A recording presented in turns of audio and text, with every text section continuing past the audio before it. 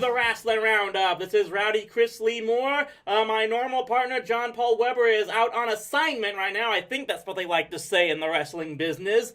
But joining me once again is the host of the Duke CT Lounge, Charles Thomas. Yo. And back for another go-round is, of course, the host of Comic Book Reviews Writer's Block, Jeff Gwinnett. You still do those reviews? No comment. Understand that. So we're gonna get. Let's just put it that way. No comment for now. Right, should be. We'll be talking about WWE Backlash very soon. As we talk about WWE bringing back its co-production pay-per-views, co-branded pay-per-views, starting with the first major pay-per-view after WrestleMania. Unless you want to count the Greatest Royal Rumble as a pay-per-view, didn't really come off as that. Maybe we'll talk about that briefly. But maybe we want to talk about here is, obviously, it's a month after WrestleMania. This is, for all intents, the start of the WWE 2018 season. We had WrestleMania to culminate the previous 12 months. We've had the Superstar shakeup. Things have been changed around. New faces coming in from NXT. So this is where everything's supposed to get started off and getting on the track for the next 12 months leading up to WrestleMania 35. And it brings up something I've wanted to talk about for a while now. Maybe I briefly brought it up, but when it comes to some of these new call-ups and stuff, obviously we got new guys coming up from NXT in addition to superstars switching places from Raw to SmackDown or vice versa. And one of the issues I'll just talk about, get up to the start right now. One of the groups that was recently called up from NXT in these last few weeks is Billie Kay and Peyton Royce. They were known as the Iconic Duo down in NXT. They've now since been changed to the Iconics. That's with two capital I's at the beginning. Your choice is whether or not you think that's catchy or not. But obviously they made their debut by essentially screwing over and costing Charlotte the SmackDown Women's Championship, which is now in the hands of Carmella. We'll talk about their upcoming match very soon. But then becomes the fact that, obviously, now I want to keep this in mind. I did not catch Raw or SmackDown this past week. Not necessarily I wasn't necessarily tired of wrestling. I was just tired because of all the work I'd been doing on my own videos and stuff this past week. I was literally up all night Sunday getting the last TV trash finished. But so the main thing is that these two girls, Billie and Peyton, they've come up and they've automatically started to become major menaces for the main trio of baby faces on SmackDown, which is still Charlotte Flair, Becky Lynch, Naomi, and the recently debuted on SmackDown, Asuka.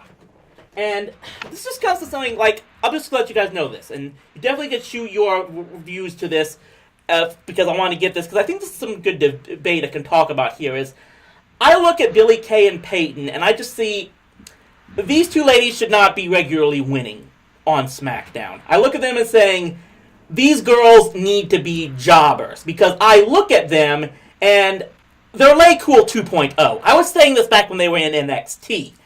And I'm not saying there's not a role for that type of character on in wrestling right now, but I just think these are the type of characters that they need to be made the foils for the baby faces. Well, yeah, but Chris, it's something that Brian Alvarez says, is that this is a company that likes getting its heat. They like to have the heels get heat or get something to, like, oh my gosh, we need the villains to be built up.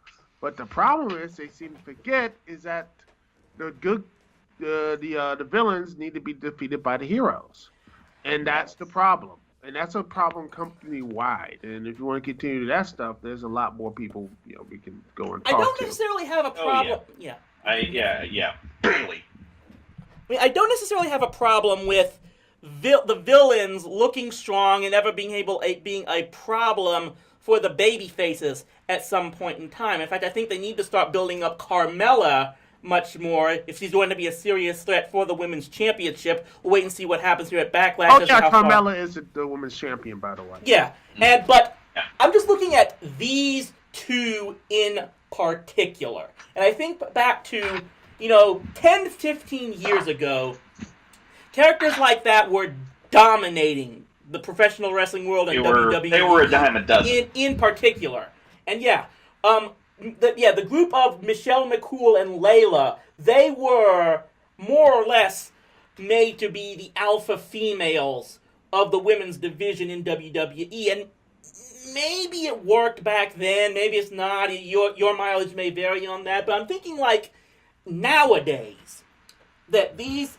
characters have a place, because I think what they need to be, and this is no knock on the two individuals, how they're like in real life, what type of wrestling ability they have, but for the characters they're portraying, I see them as two ladies who come out and try to play the diva-style characters that were oh so common back in the John Laurinaitis days of WWE. They show off themselves, they brag about how great they are, and then you have a Charlotte Flair or Becky Lynch come out and just whoop their asses because that's what the crowd wants to see. That from out of the women's wrestling now is basically the way I think it's more Mean Girls bullshit.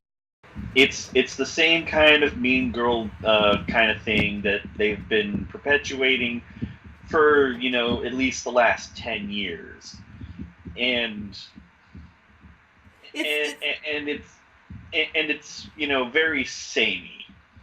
Perhaps I just think they could change it up just from the fact that if they make them the foils now rather than the people everyone else is changing, it can work in a new twist. And that basically brings me to it's just a microcosm of, again, one of the biggest issues I think that not just WWE but the wrestling world seems to have right now is people have really undervalued and no longer appreciate the role of the jobber wrestler. I don't think wrestling is using enough jobbers now. I think that and one of the biggest issues, there's just something about that you have a contingent of people in your locker room who their role is essentially to help make the stars look good. Whether it's your top baby faces or your top heels, they're coming in to basically have maybe a 5-minute match with your biggest star, help put them over, help make them look bigger, and you use that to build up the eventual clash between stars at a major event. I think one of the biggest problems I've heard people saying about the state of the wrestling right now is that there's just too many pay-per-view level matches being given away on the main shows like Raw and SmackDown. It's kind of diluted the product. And that's why I'm thinking that if you put in more jobber matches on Raw and SmackDown, it helps whet the appetite, so to speak. It helps make the major matchups between superstars bigger in the eyes because you don't see them very often. And also it can be used to help maybe reduce injuries and not put guys at risk that they're having to fight 15-minute matches every single week, not including pay-per-views. I really think that if they were to use more of those guys that help just the superstars have a quick 5-minute match that puts them over and makes them look good, it's really underappreciated right now. Well, here's the thing, if you want to get into it, is the problem is I think WWE's too big. It's too bloated. Too many stars out there. I mean, people say, oh, we want to have Bobby Lashley. I'm like, you don't need to have a Bobby Lashley. We don't need to have these. They don't know what to do with. In fact, he's in a throw-in match with Braun Strowman. And we'll get to that later. But there's too much stars. There's too much bloat. They need to start cutting these stars. And that to me that's the way too much. It's too much stuff right now. That's why they have to have 3-hour shows. You have all this stuff and all this talent that at the end of the day is meaningless because you look at, for example, the Cruiserweight division. No one cares about the Cruiserweight division. The crowd size doesn't care. It barely got any reaction at the Greatest Royal Rumble. Let me tell you, majority not. Saudi people, they were like really, they were excited for everyone else, but the cruiserweights, they were just like, that sort of thing. I mean, everywhere around there, I mean, the cruiserweight division is a completely pointless thing.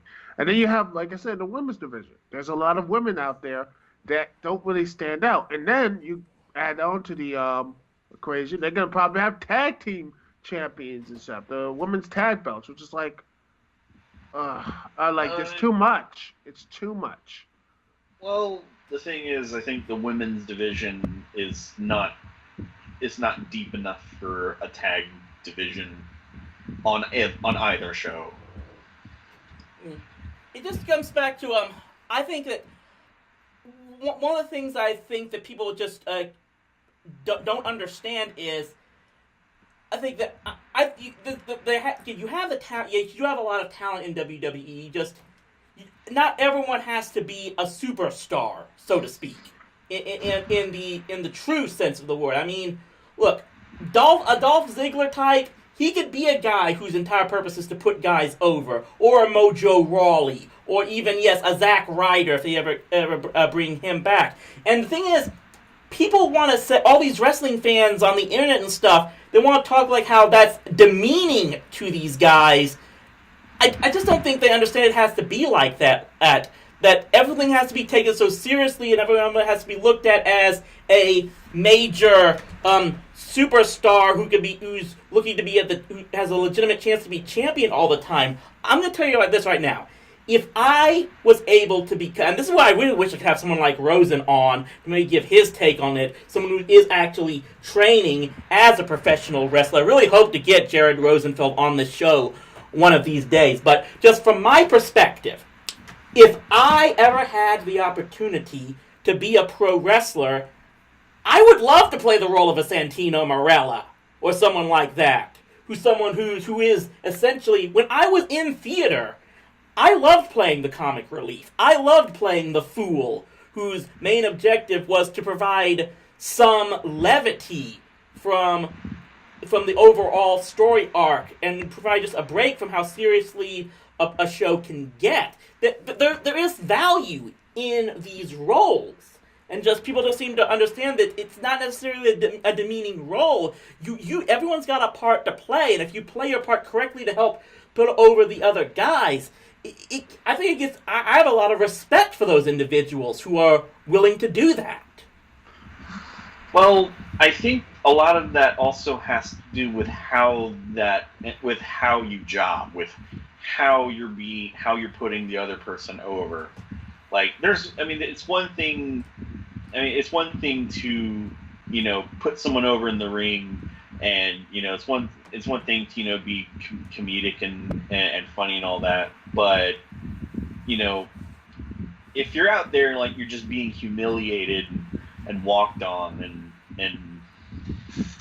and not really taken seriously. I mean, I'm not saying that you have to take everything seriously, but that you're not that the jobberness of what happens in the ring kind of spills out into your real life, where people start giving you shit for jobbing and stuff like that. Well, the thing is, to me, you don't even need to get guys on your roster. You could just get some guy, like a local guy, to do it. Why waste your time and money on people who are your stars or whatever, seeing them lose? I say get some. They have done this before. I mean, they have built up. Sometimes they still do it. Yeah, I mean, like I said, that's how you got Strowman and Nia Jax. So that's what you do. Is actually you build them up.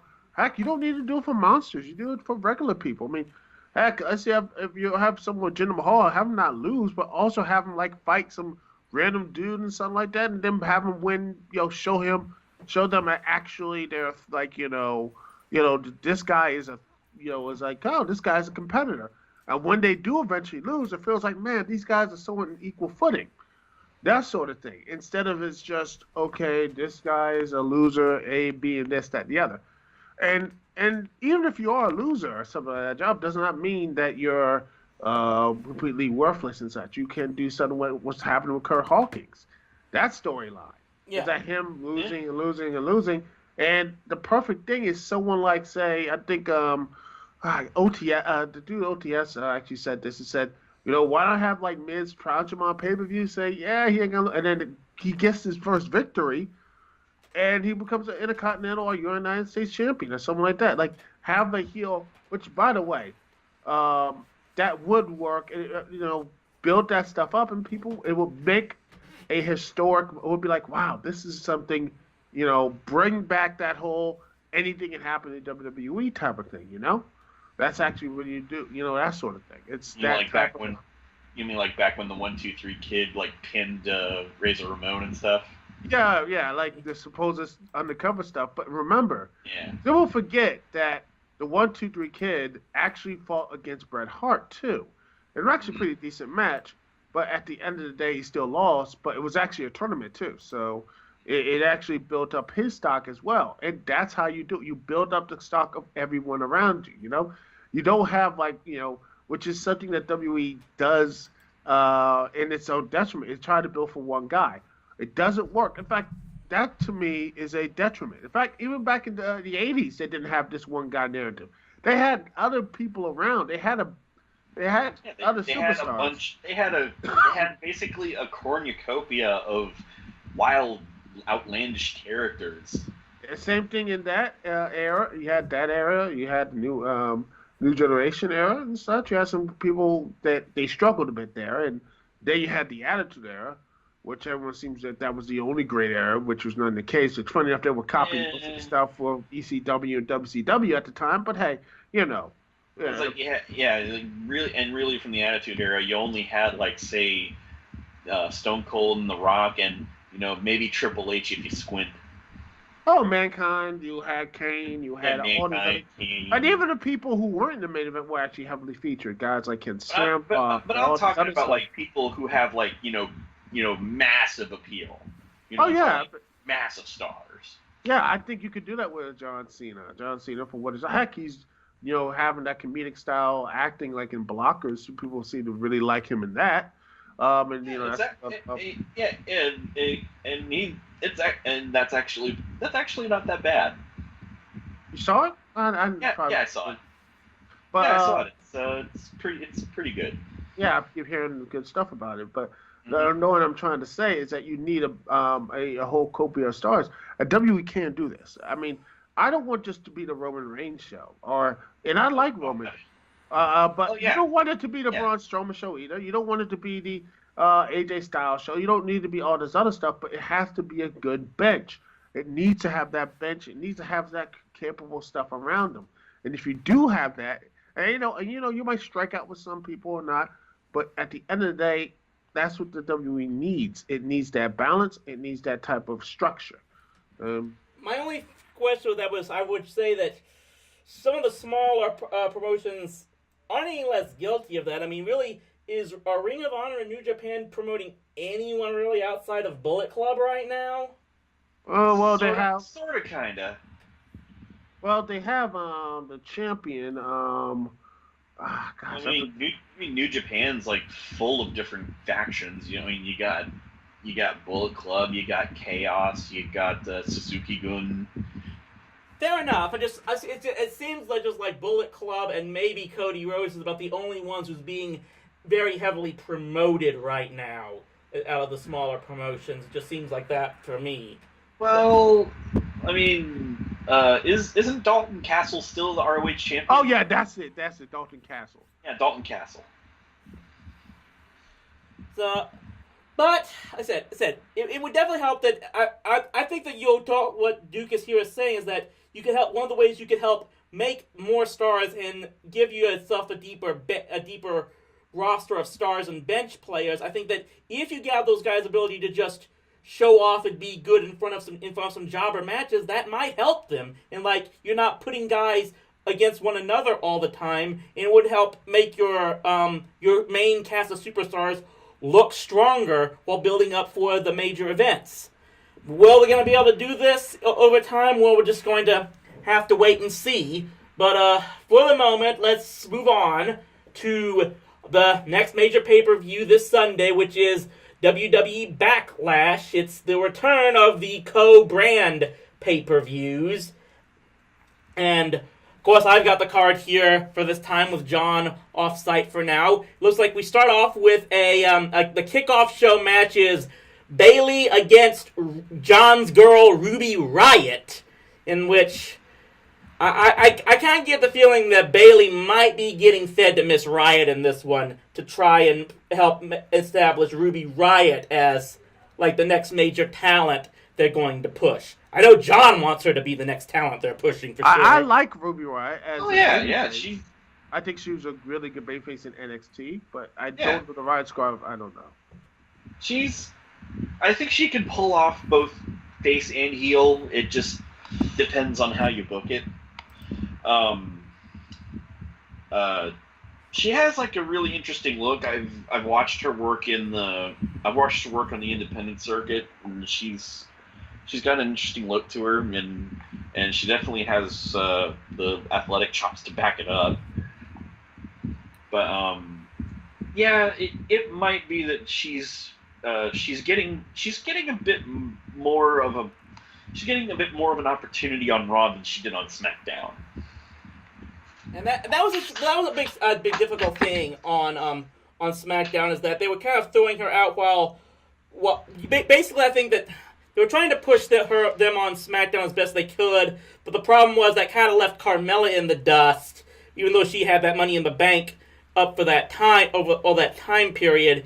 And I think now that the Riott Squad has been moved over to Raw, that's going to hopefully give Carmella that opportunity now that she got put on the shelf for a few months. And speaking of which, that brings us to the SmackDown Women's Championship match, which is Charlotte hoping to take back the title from Carmella. This one, I gotta admit, I think is a toss-up match beyond the sure, where at least I don't know what's going to happen, but I do think what is going to happen is going to determine long-term if WWE has, in fact, any long-term plans for Carmella. It's going to be heavily determined as to whether or not she can find a way to retain this title. I think it's going to be Carmella will win via shenanigans. I think that's I said this on my last show on the DCT Lounge, cheap plug. But I think Carmella will win here because I think it's way too hard to take the title off her. She loses via shenanigans and such, and you build up another match with Charlotte, maybe next month or 2 months, because personally, you build her up to. I think you could build Charlotte up again, maybe to take on Ronda Rousey or something. That's the matchup everyone seems to be thinking about for WrestleMania 35. At least. I've heard rumors that was the plan. I do want to say this about Carmella. When you talk about if there's something, if they were to try and push Carmella, there's something I would really like to see, and it doesn't necessarily have to be her. It could be someone like her. It could be someone like Billie Kay. It could be someone like Peyton Royce. This is the one type of character I would really like to see someone try in either WWE or either just some form of wrestling. Is that I think there is kind of a stereotype still going on in wrestling today. I think Nikki Bella suffered from it greatly. Well, there are a number of fans out there on the web, in the IWC, whatever you want to call it, whatever you don't like me calling it.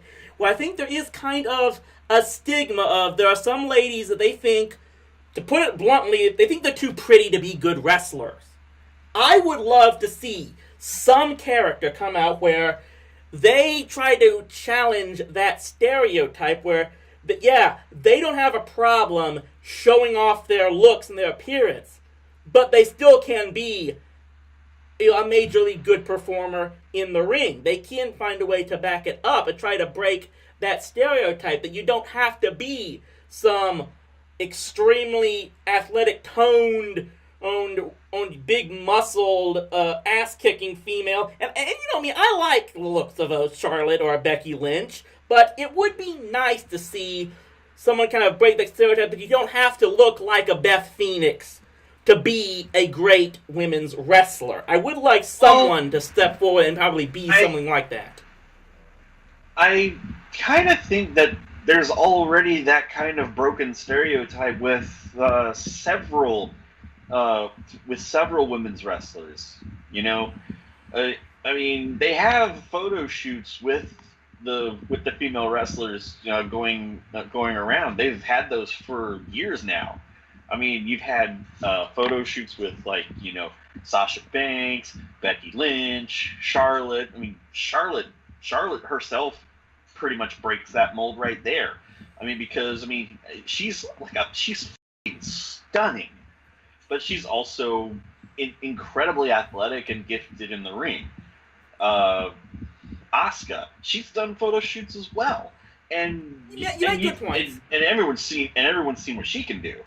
I think the thing is that that in their cases, WWE seems very hesitant to promote their appearances anymore now. I think maybe the situation is what I'm maybe getting at here, in that they're definitely not afraid to show off to promote these wrestlers' in-ring abilities, as well they should.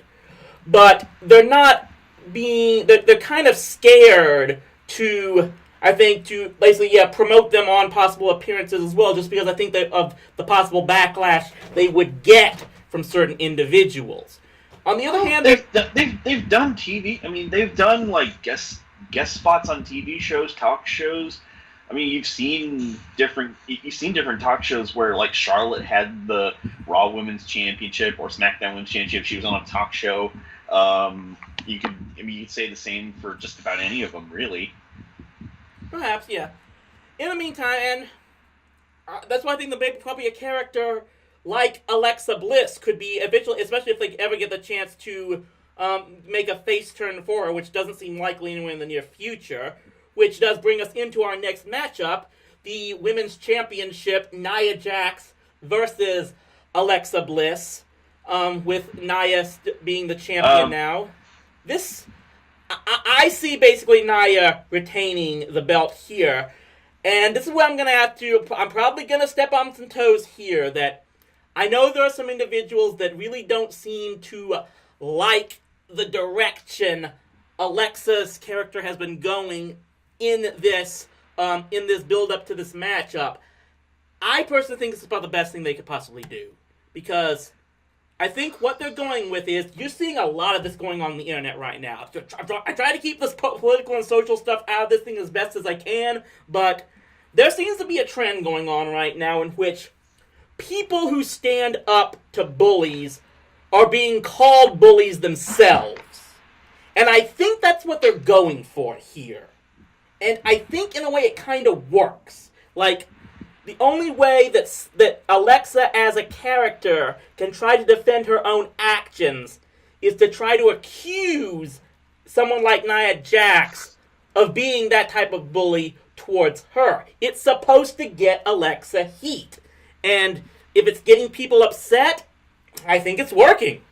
Yeah, I mean, that's the thing. I have no problem with that. I mean, I didn't watch Raw this week because I had some issues with the cable and such. But I like those moments of bliss. I like them.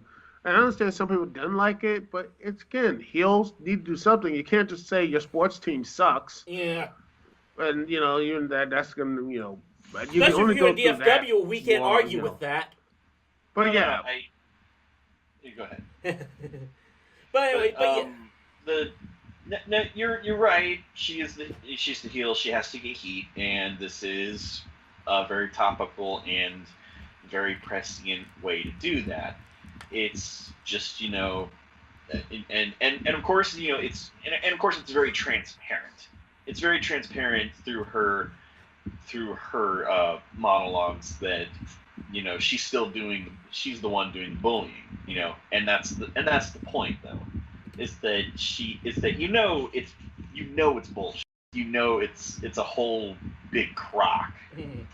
So honestly, yeah, I'm hoping Nia retains, and this kind of ends their deal.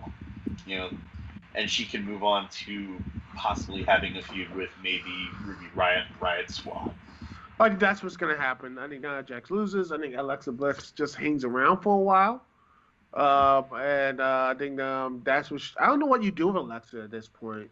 Turn her face. I think later on, maybe a good year, her just hanging it back. Just say, you know what, you had a Well, long run. Just take it, just chill out for a while. I don't know what we gotta you can figure either out what you storylines can eventually. you can either do that, or you could have her and Mickey contribute to try and to try and get the jump start on Sasha and Bailey's breakup, and get try and do something to get that moving forward, because they've been stagnating for almost 3 damn months on that. Yeah. And then And again, Sasha Banks has been stagnating for much longer than that. Personally, and same as Bailey. You know what? Screw it. I say have Bailey turn heel. Why not at this point? you It know, would be interesting. yeah. I'm sorry to cut you off. No problem. No, it's just I would have, yeah. At this point, turn her heel. It would be like a good swerve. It would it would throw everybody off. It would be like, wow, they actually turned Bailey heel. Ugh. It's like, but of course but of course when they do that, they have to stick to it. They have to really get in there. They have to they have to really dig in. It's definitely a Because situation. Yeah. the backlash to that from the fans will probably be pretty big. Not as big as it would have been if they had turned her heel earlier, but Bailey needs a change. Well, they definitely She needs a change. They definitely need someone to help come step them in and be as good of a heel as Alexa has been. Because right now, the only reason I don't see Alexa Bliss turning face anytime soon is because she's, for right now, has the bar set on being a women's heel in WWE in general, I'd say, for the most part, which is why I think they're keeping her in that role for the foreseeable future. Let's move on to Sammy. And to go back, I'm picking Carmella to retain over Charlotte. Very well. Absolutely. So let's flip over now and go to Sami Zayn and Kevin Owens in a tag team match against Braun Strowman and Bobby Lashley. And you know what? I gotta say, Strowman and Lashley, that could be a pretty intimidating tag team that could, if they want to keep that going, it could be something big. If they're looking for someone to eventually challenge the tag team championships long term, they might have something here. AOP versus Oh yeah, versus those Strowman two. and Lashley. And here's a added sweetener. You can have, like, say, a newly healed Roman Reigns join up with the AOP and just have them just run things on Monday Night Raw. Well, hey, they got the flak jackets. Hey, So yeah, I think. But yeah, but Roman Reigns, that's a whole other conversation. We'll get there. But the only way I see Lashley and Strowman losing is if Strowman does his does the thing where he's been running around the outside and basically body checking Sammy and Kevin, and they like check him into the timekeeper's area or something, and Lashley takes the pin. Yeah. Right now, I'm thinking that this could be I do think whoever wins this match is same situation. It's going to go a long way as to what the long-term plans are for either tag team. Whoever wins this, I think, is going to quickly become a major a contender for the tag team championships on Raw. That much I definitely believe is going to happen. Mm-hmm. In the meantime, let's go on. Next up is Daniel Bryan versus the returning Big Cass. Obviously, and I gotta Big ass. come on, Big Cass. To be fair, Big Cass has improved in his promo game, though. I think he's done a lot better. I think he's relaxed himself a bit, and I know he has some of those like stupid phrasings he has to do, but I honestly think that's mostly Vince McMahon putting him in because he has that word of day calendar and such, and he says, "Oh, this will be, that's the word we're gonna use for our new heroes. That's it. You use this." But Vince will say, Stephanie, get me a thesaurus. Cass definitely spent his time off trying to work on a lot of things, it looks like. He hasn't shown much in the ring so far, but I think we're going to see that. And maybe putting him up against someone like Daniel Bryan is going to help him out in that regard. This, obviously, the feud everyone wants to see right now, I'm sure, is Daniel Bryan against The Miz. They're obviously putting that on the back burner for the time being. If they could hold that off until maybe SummerSlam or something. They need to hold off on that as long as they possibly can. But it's definitely coming, I believe. So, oh yeah, this is also something where it's a difficult call to make, because I don't think if Danny, I almost want to call this one, this is almost like a no-win situation, I have to say, just on what the fan reaction is going to be. Because you get a big guy dominating force like Big Cass back here and now immediately. This is a guy I think you want to see look like a major threat. But at the same time, you're going to have people complaining about this is Daniel Bryan's first pay-per-view since coming back as a regular competitor, and everyone's going to be so upset if he loses. They're going to be starting the burying chants again, which is the most highly overrated complaint in all of wrestling, if I haven't made that abundantly clear. Yeah, but technically it was WrestleMania that was his first match back.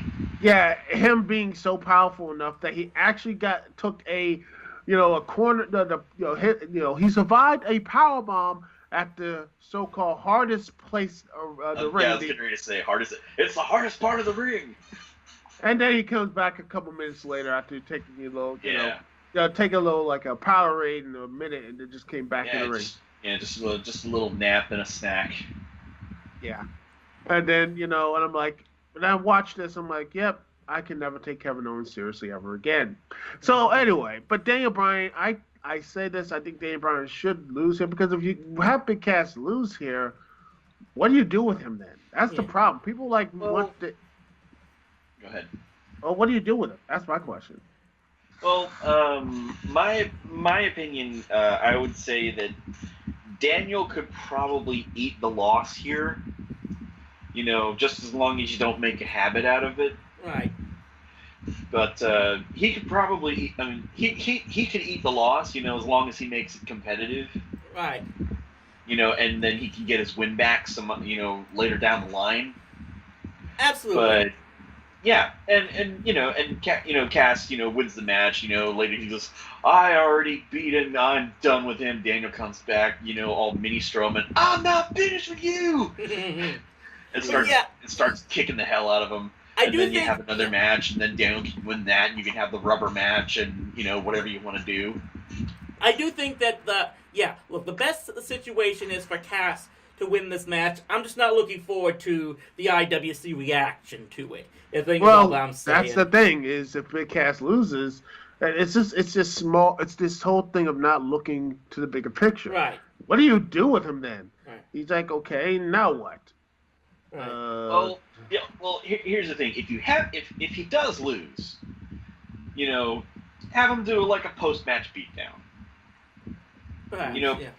Have him do like a post-match thing where he just annihilates Daniel Bryan, and you can. Or even better, he does it the next night on SmackDown. He says that was a fluke, or says that was a fluke. I hate you because you're short, and that's apparently my personality now. Well, you had to take something because who is pretty much gone. But hey. Yeah.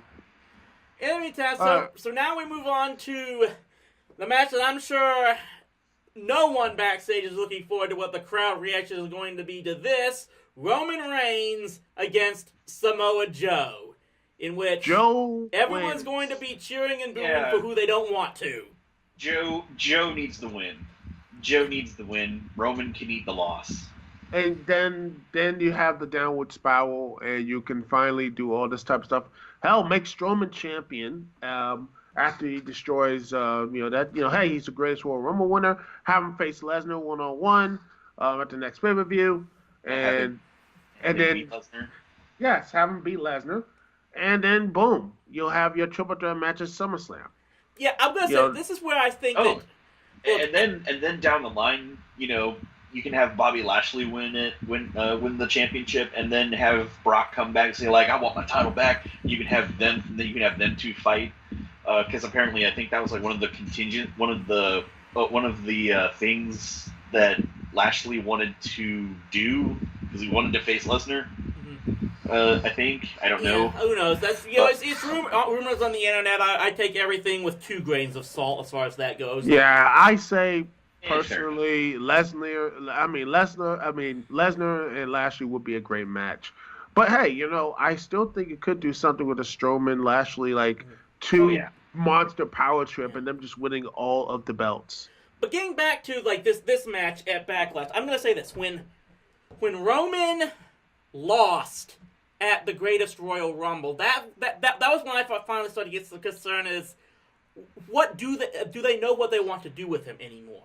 Yeah, because at this point, people, and I hate to say, oh, he always. I'm like, dude, really? No, Roman Reigns never always sucked, man. He was really good at what he did. He always sure, did he the struggled, best he could. But yeah, I think he's done really well. In fact, I still think his match against The Undertaker was actually pretty good. Besides that botch, I think it was a really good match for what The Undertaker was going through. I'm like, yeah. And the Lesnar matches, I honestly put up most of that on Lesnar because he just seems like he's going through the motions. And you know what? Hey, that's what the WWE signed him to, and that's what it is, and that sort of thing. But it's this whole thing with Roman Reigns being the worst thing ever. I'm like, I can name you at least a couple more wrestlers who were on top that were worse. And you know what? I think the main problem is Roman Reigns. It's that fatigue.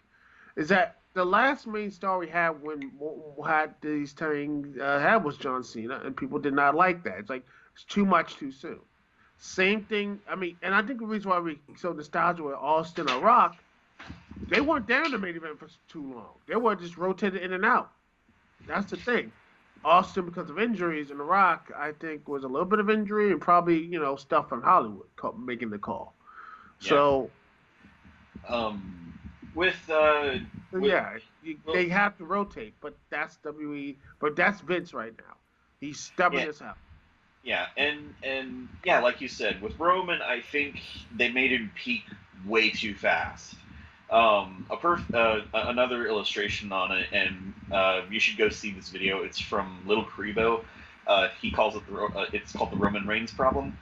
He breaks down basically breaks down the problems with Roman Reigns, the fans, and WWE, and puts it all together very nicely. Management wanted him to be the guy. They wanted him to be the guy right away. The problem was he wasn't ready. He wasn't ready to be the guy. But the problem is, who was ready to be the guy at that point? That's the thing. John Cena was still kind of the guy. The problem is that he was getting older. He was wanting to move on and do other things. But this goes back to what you guys were talking about earlier with not having multiple stars coming up, but just trying to focus it on one person, and that's been the problem, is one person can't carry an entire company, at least not anymore. But it's definitely Roman and taking it back to his match with Joe. From a storyline perspective, it only makes sense that that Roman loses, so that it keeps, spiraling. So he keeps, going into the spiral, and everyone's, chomping at the bit. They smell the blood in the water. They want to be the one that takes him out.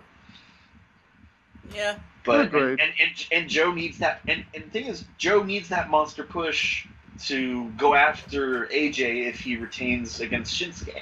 I have Shinsuke winning, but we'll get to that match. We'll get to that match pretty soon. Yeah. But in the meantime, we've got two other matches before that. The first is Jeff Hardy defending the United States Championship against Randy Orton. This one, This one just kind of feels like a filler match to me, to be perfectly honest. Yeah. This is the piss break match. This is the piss break match, definitely. I don't care for either ones, but Jeff Hardy is still, he is still marketable, and besides the botches, I'd rather Jeff have it than Randy. Yes, have Jeff Hardy retain it, retain it. And you have someone like, say, Cien Almas take the belt away from him, like at SummerSlam, and build him up a bit. Perhaps. Yeah. I mean, Or Samoa Joe beats Jeff Hardy. Yeah, depending on where they go with AJ and Shinsuke. It does make me worried then, like, what plans do they have right now for Bobby Roode? Because absolutely nothing. A big old call. Yeah, that's kind of disappointing to me. Just because I thought that if they had kept the belt on him and maybe had him have a major program with someone like Jinder Mahal, that could have been something. At least, well, it would have been something new. At least, of course, I'm talking about. Wait a minute. If I may spout a possible unpopular opinion. Yeah. Bobby Roode was only popular because of the damn song. Yeah. The song is basically the whole gimmick. And I'm saying all this for anyone to get anything in the comments. Yes, I know it occurs to me in my line that Bobby Roode is now on Raw. So that kind of undoes a lot of what I was thinking about. That's my fault, although of course Mahal is on Raw as well, and that's I'm still trying to process everything about who's on where after the Superstar shakeup. So my apologies for that. But continue. Bobby Roode, in terms of like his ring ability is mediocre. He's okay, but really the only thing that got him over was the song. Perhaps. And it's a damn catchy song. Don't get me wrong. Not only that, you kind of give props to his role in NXT, though. He made that thing a little bit better because his actions and such. Even though he was a villain / heel, he got the people around him. He was actually fun and engaging. Sadly, they took that away when he was in on the roster, though. That's the problem. Yeah, they think that babyface equals bland and uninteresting. Yeah, they have a real problem with making interesting baby faces, and that's a whole show unto itself. But I think there might be at least one interesting baby face they've got going right now, and that just might be Seth Rollins, who is going up against The Miz for the Intercontinental Championship in this match. Go ahead. Sorry. No problem. You go first. I'm gonna say something that's gonna piss most people off, and you know what? I don't care. I think The Miz is he's a good at promo, even though he's been dipped. His promo quality is dipping. Just say shoot, comment, try to be cool, and people seem to like it nowadays. But find his promo game and stuff when he is focused and he's talking about in the story stuff, he's actually good. You get people to care about him. But his wrestling, I don't know what people are saying. Like, he's really good. I'm like, he's serviceable, but he's just like, man, he just looks lost most times. And I'm like, I know he tries and he really does try, but I'm like, man, dude looks like he is just lost. Yeah. And I'd like, and the worst thing about it is people will just say he's the best. I'm like, he's even better than Roman Reigns. I'm like, no. He's in terms of in-ring capability, he's nowhere near the best.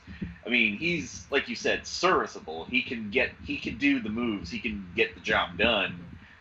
But I wouldn't expect any 5-star clinics out of him.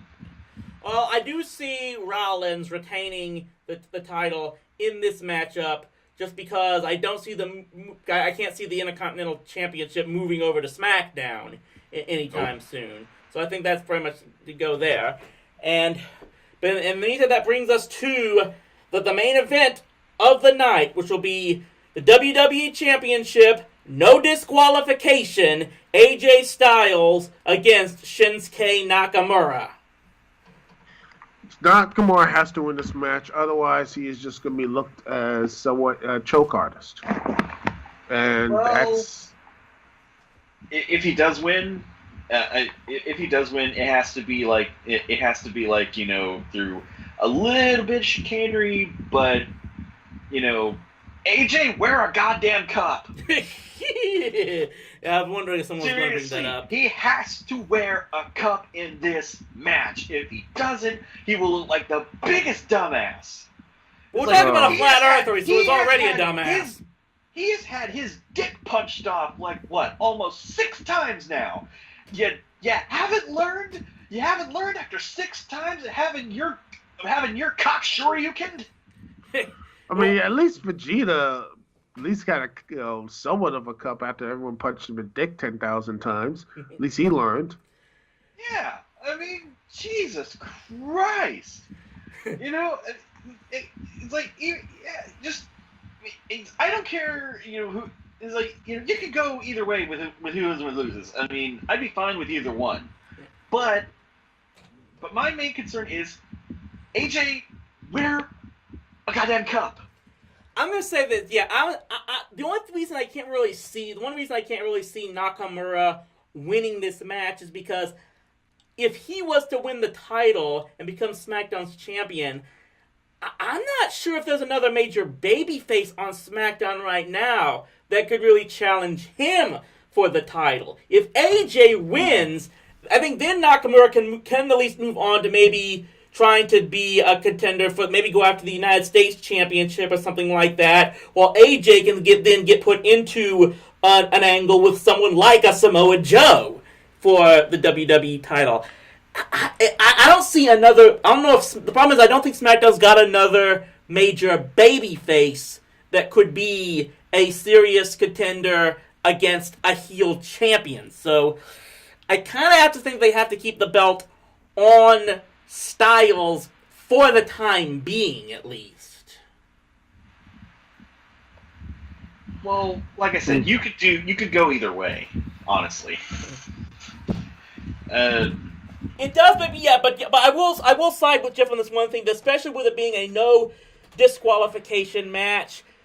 AJ's got to stop being the dumb machismo redneck here and think of something smart to find a way to counter this new type of low blowing offense that Nakamura is going for here. Like I said, I can't expect too much out of a guy who thinks the earth is flat. And yeah, that's not part of his character, but that's just something that still just gets me about the guy. I'm sorry about that. But, yeah, this was someone with... I will say this. AJ's got to do something reasonably clever to try and win this matchup under these circumstances. So Yeah, it's something I think AJ needs to. I think AJ needs to lose because his face character is just bland at this point. Yeah. He is. And what will be his challenge? I don't want Samoa Joe and AJ again. That's TNA 2.0. I don't want that. But I do want to see Nakamura winning for a while, and heck, maybe even elevate one of the members saying New Day or something. Big E faces on Nakamura like for a random pay-per-view or something like that. You don't have Big E win or something like that, but you build up something. It's interesting and different. That sort of thing. And then you have like Samoa Joe win the Money in the Bank briefcase or something like that. And you look at AJ Styles get his rematch or whatever later on, and it looks like it's all like AJ might win. Then you hear Samoa Joe's music at SummerSlam. You build that up. Samoa Joe wins, and you have a triple threat with him, AJ, and Nakamura and such. Joe wins, holds the title for a while, and something like that. I'm just spitballing here, but it was something interesting. Obviously, the biggest thing right now, as we're looking into the first pay-per-view of this new season, as best as we can call it, is this is gonna have to be the time where they have to start building up some new guys to be new challengers for the championship. That's a definite thing, is to get some more fresh faces. In some cases, we need some newer heels to challenge against the babyface championship, and sometimes we need a new cast of baby faces to help be probably the next carry their brand into the next year. It's all going to be just wait and see as of this point. We'll probably have more to talk about that on our next edition. For now, we're just going to see what happens this Sunday night at Backlash, and for the time being, we've got a lot of questions. We'll find out if there's any answers so far. I want to thank everyone for listening to this edition of the Rasslin Roundup. I'm sure Duke CT will have a lot to talk about regarding this stuff on future editions of his show, the Duke CT Lounge. Definitely recommend everyone try to check that one out as often as possible. Wait and see if my good friend John, the comic critic, can be back for the next edition. Hope he's having a good time at his current location. But in the meantime, for Jeff Gwinnett and for Duke CT Charles Thomas, this is Rowdy Chris Lee Moore saying, thanks for listening once again. Stay rowdy, my friends. Backstreet Atlanta, yeah. Backstreet in the whole USA. Backstreet, Nazi and I. The further down I block you, and the better it got.